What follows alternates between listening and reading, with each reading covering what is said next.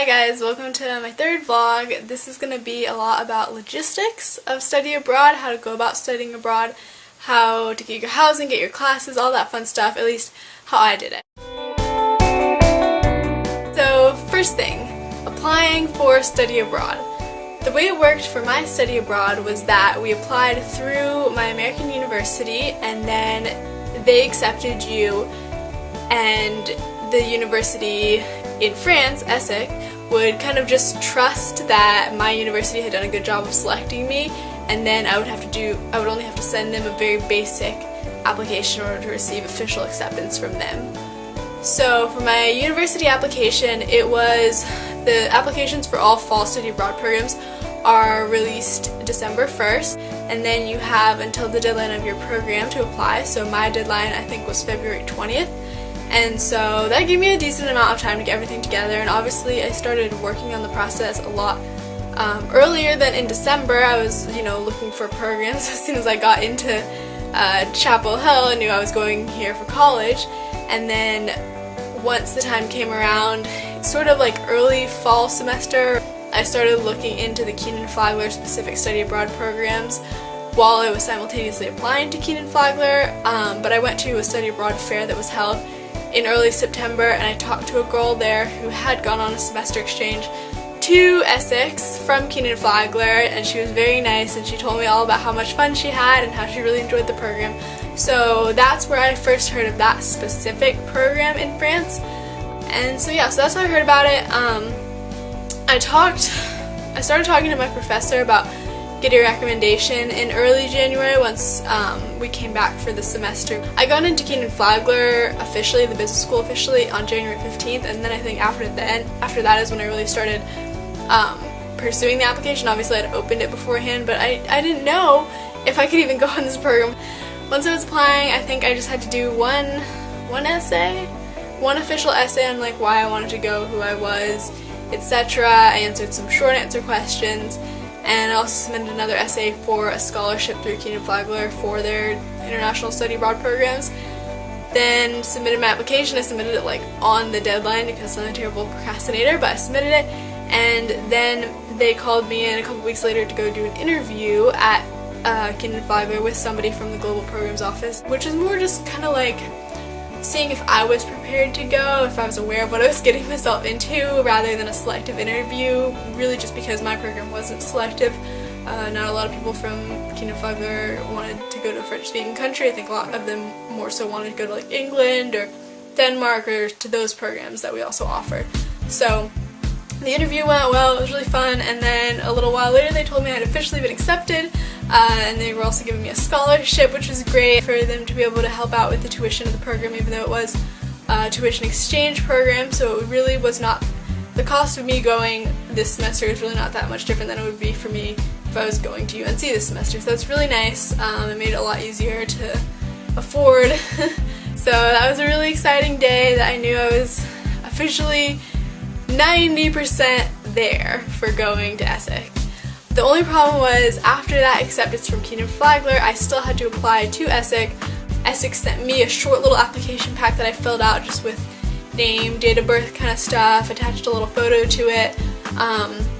I sent them my updated resume, and then they accepted me kind of like 10 minutes later in an unofficial electronic acceptance, and then about a month later they sent me the official hard copy acceptance, which is what I really needed to move forward with the visa application and all of that fun stuff. So applying to Essex really wasn't applying, it was more so just getting my information to them so they had it, and then they de facto accepted me because Kenan-Flagler had already accepted me, so that was nice too. But it was just really annoying to have to wait for that acceptance paper, because waiting for that meant I couldn't start the visa process, I couldn't book a flight, I couldn't really do anything. I was just kind of stuck waiting for them to send me that stupid paper. But yeah, that was applying to Essex, and then after I applied to Essex I had to move on to applying for housing. So then housing, I submitted more like personal information and submitted a deposit, like wire transfer the money, which kind of sucked because it was a lot of money. But submitted that application, and then I just had the choice between residence halls. I chose the closest and newest one because I really don't want to have to walk 10 minutes to the train, which takes 15 minutes to get there, and if it's running late then you miss your class, and so I just chose to live as close as I possibly could, and it's also the one closest to this train station that goes into Paris, which is exciting because I want to go to Paris as much as possible. And yeah, I'm really excited. I don't know that much about it. There's not really a lot of photos online or anything of what the rooms look like. I just know that it's going to be a little room with a little bathroom, a little kitchenette with stove top, like one burner, and a little refrigerator. So I'm not sure how I'm going to cook in there, but it's going to happen or I'll starve. But yeah, I'm living close to campus, and it's really expensive because it's in Paris-ish, and that kind of sucks, but in order to get the price down, they offer this thing called the APL housing subsidy. And the subsidy is nice, it takes off a couple €100, except that you have to apply for it and turn in more paperwork. And so I didn't know that for a while, so as soon as I finished my visa appointment and got back to Raleigh, I figured out, oh, I also needed to bring my birth certificate translated in French to the visa office so they could stamp it for authenticity and I could turn it in and apply for the APL housing subsidy, and like just a nightmare, but that's done with. I got it translated, mailed it to them, they mailed it back to me even though they like don't do that, they want it in person. Moving on from housing, we have class registration, which is even more frustrating than it is in the US, which is already frustrating because at least where I go, my university's freaking huge. There's 29,000 students, and getting classes you want is a little bit hard sometimes. So at Essex, similar to the way they do it here, you get like a time slot when all the classes open, and you can log in and put in what classes you want and then like see if you got them or not, and like keep checking back to see if you got them. The problem with Essex is that they didn't send us the available classes until like a week before we were supposed to register, so you had to pour through the like 6 documents on classes. One had like the name, one had the description, one had the time, and you had to like cross-reference, and I just created like my own little note with all the information like in one place and was able to make a pretty decent schedule. But class registration was stressful since it opened right at 6 p.m. Eastern Time, which was midnight Paris time, on July 9th, and I got in there right away and put in my course codes and got the classes I want, like all but I think one, which is fine because I don't really want to be taking a full course load. Right now I have a full course load, including the language class, but I'll probably drop another one just because I don't need that much stress in my life, and I'm not required to take a full course load. I'm required to take like 18x, and right now I'm in 30x. X are like their class credits or like hours. And yeah, so it wasn't stressful for me, but as soon as it opened, our fall international exchange Facebook group like went crazy with people being like, oh my god, I didn't get the classes I need, and I'm not in 30x, and my university's not gonna let me come here, and I needed an organizational behavior class, and ugh. So they're freaking out because I think the problem was Essex didn't open up enough English language classes for all the international students. They opened up enough classes total, but some of them were in French, and like not all of us are comfortable taking a course in French, even though we probably like speak French to a degree. So they were freaking out, and Essex administration was contacted, and they said they opened up more classes, but not like the class people wanted. So for me, at least, it didn't go that badly. I was able to get the classes I wanted for the most part at the times I wanted. I don't have a lot of strict requirements to meet, so it's not a big deal for me, but I feel for those people, and I wish people could make class registration easier because the technology's there, people.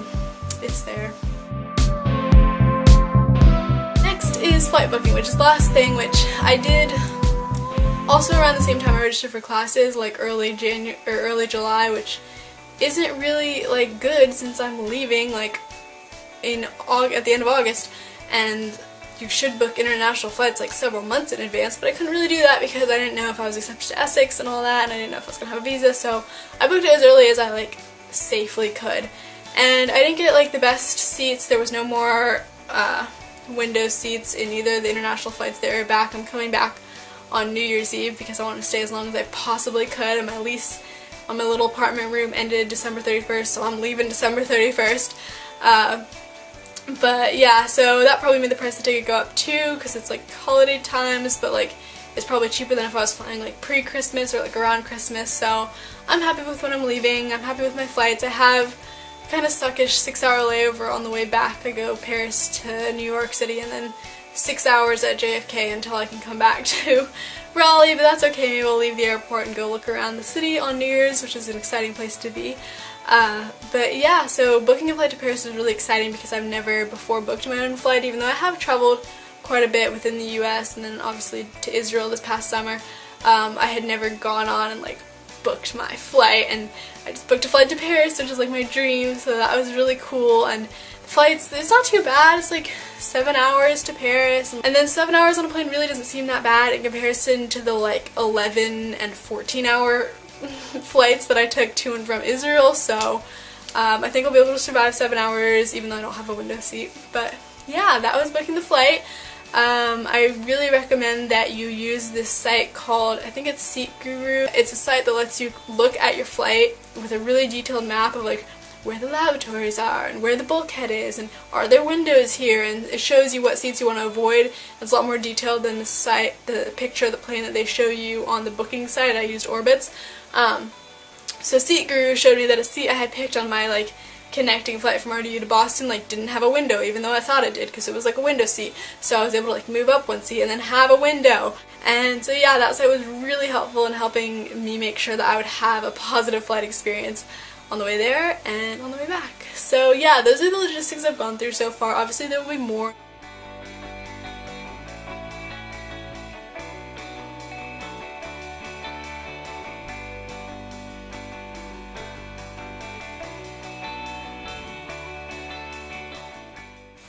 Okay, let's take a break.